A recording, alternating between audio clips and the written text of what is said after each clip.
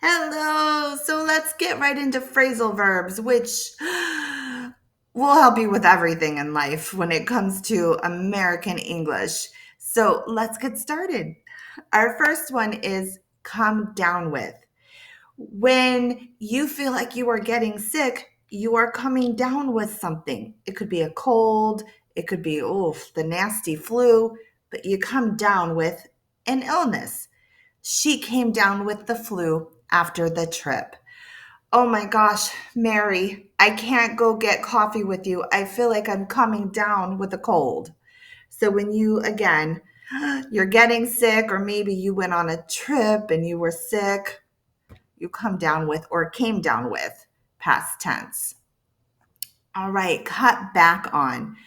So you want to reduce, kind of get rid of the amount of something. So for example, I am trying to cut back on sugar. I'm trying to cut back on going to so many restaurants. I'm trying to cut back on wasting so much money.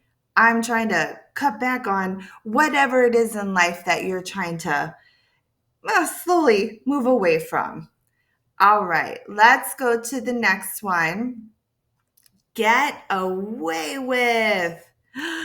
Kind of exactly what it means. We are escaping punishment for a crime or a bad action. He got away with cheating on the test. I could say, wow, I lied to my mom and I thought I was going to get away with it, but she found out. So when you think you're going to escape a punishment for something you did, a crime, or maybe lying to your mother, you get away with, or you get caught. You're not going to get away with it. So get away with. All right, let's go to our next one. Look down on. Oh, this is not a good one. When you think you are better than someone, you look down on them, which is not very nice. Or maybe somebody makes you feel that way. Maybe you think John always thinks he's better than you or better than everybody. John is looking down on you or maybe everybody. So our example sentence is he looks down on people who don't have a degree. So he thinks he's better than people who don't have a degree. So it's never good when we look down on people because we're not better than other people. People have strengths, people have weaknesses. I'm terrible in math, but I'm really great with writing and grammar. Those are my strengths. So I would never look down upon somebody who maybe didn't have the strength in grammar, which I hope nobody looks down upon me about my math skills. All right, let's move to the next one. Put up with. To tolerate or accept something that's not good. She puts up with a lot of nonsense from her kids. Maybe you have a colleague at work.